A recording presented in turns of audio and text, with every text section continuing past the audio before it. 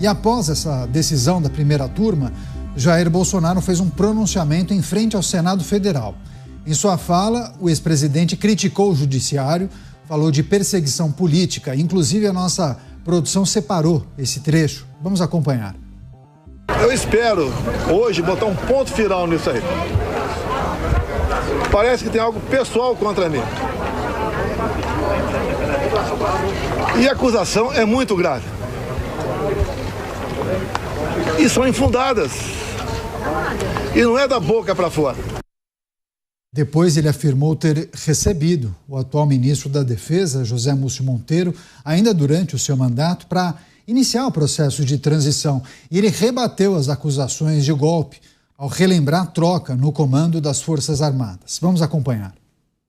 Tive um encontro no começo de dezembro, no Alvorada, com o escolhido futuro ministro da Defesa, José Múcio. Ele foi pedir um apoio para mim, para que tivesse mais acesso aos respectivos ministérios. No dia seguinte, ele foi atendido em tudo. Voltou depois a entrar em contato conosco e pediu que eu nomeasse os comandantes militares indicados pelo presidente eleito Lula da Silva. Foi que eu fiz. Em dezembro, nomeamos 2 comandantes. O outro saiu mais no final. Atendi ao presidente Lula. Se tivesse qualquer ideia de força, não deixaria os comandantes do Lula assumir. E Jair Bolsonaro seguiu rebatendo as acusações e afirmou que não houve preparação alguma para esse suposto golpe de Estado. Vamos acompanhar. Golpe não tem lei, não tem norma. Golpe tem conspiração com a imprensa, com o parlamento, setor do poder judiciário, setor da economia, fora do Brasil. Forças Armadas em primeiro lugar, sociedade, empresários, agricultores. Aí você começa a gestar um hipotético golpe. Nada disso houve. Aí, logo após a finalização do julgamento, Jair Bolsonaro foi conversar com a imprensa, mas não para responder as perguntas. Ele foi fazer um pronunciamento, foi se defender, falou por aproximadamente 50 minutos, subiu o tom nitidamente aborrecido. A gente vai chamar os nossos comentaristas. Claro, a gente vai se debruçar, analisar os aspectos desse julgamento, mas também o posicionamento de Jair Bolsonaro na sequência, após a finalização dessa apreciação que aconteceu na primeira turma.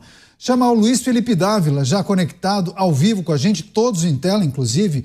Dávila, Cristiano Beraldo, Luiz Augusto Durso, gentilmente atendendo a produção da Jovem Pan News. Obrigado a todos. Começar com o Dávila, trazendo as suas impressões acerca, claro, do julgamento, decisão unânime da primeira turma, Dávila. Alguma surpresa em relação aos muitos apontamentos feitos pelos comentaristas da Jovem Pan, por vocês, pelos muitos juristas que foram entrevistados nas últimas semanas, enfim. E aí, essa declaração, essa fala de Jair Bolsonaro, cerca de 50 minutos, tratou de muitos aspectos, mas claramente aborrecido, subiu o tom, tentou se justificar, trouxe vários pontos, muitos elementos, enfim. O que achou do julgamento e também do discurso de Bolsonaro, Dávila? Boa noite, Caniato, boa noite, Durso, boa noite, Beraldo, e boa noite à nossa querida audiência. Vamos dividir esse comentário em 3 partes. A primeira parte não houve nenhuma surpresa.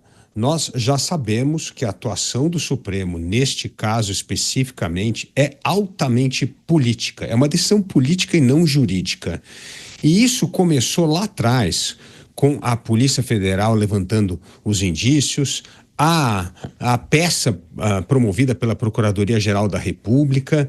E veja só, se você ler a peça, logo no início da peça, já mostra ali qual é o intuito da peça. É criar uma narrativa para justificar uma eventual conspiração criminosa para se dar um golpe de Estado.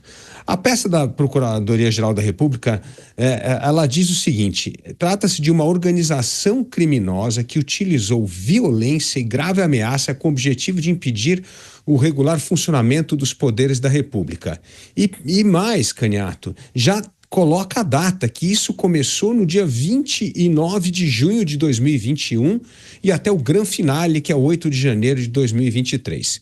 Então, este é o tom de toda a narrativa em mais de 270 páginas para justificar essa denúncia agora, né, contra o ex-presidente Jair Bolsonaro e os réus.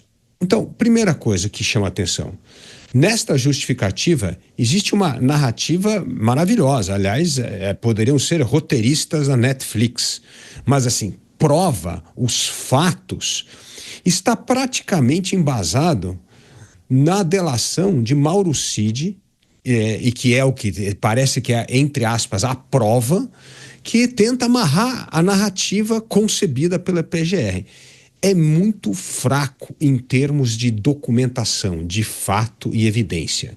E isso mostra, mais uma vez, essa politização do judiciário que tanto nos preocupa, porque isto é, sim, uma degeneração do Estado Democrático de Direito, do devido processo legal, que é tão importante numa democracia sólida.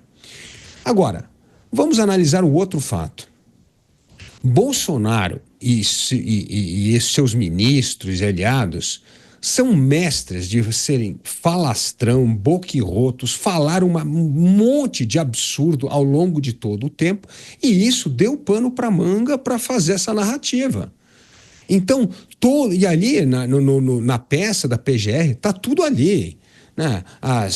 Maneira que discute as decisões do Supremo Tribunal Federal, a história de contestar a lisura das urnas eletrônicas, a reunião com os embaixadores, enfim, todas essas atitudes que eu chamo de populistas e de falastrão, porque isso não é prova, mas mostra esta indignação com as coisas do Estado Democrático de Direito, como elas são.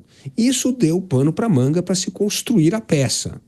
Então, assim, essa turma contribuiu para que essa narrativa pudesse ser feita.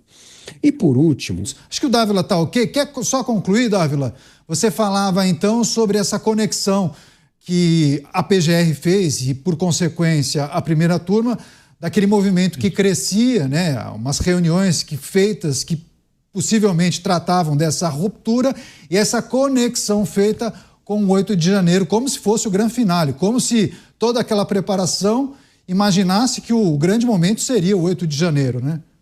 A pergunta é, se não houvesse 8 de janeiro, haveria este caso contra Jair Bolsonaro?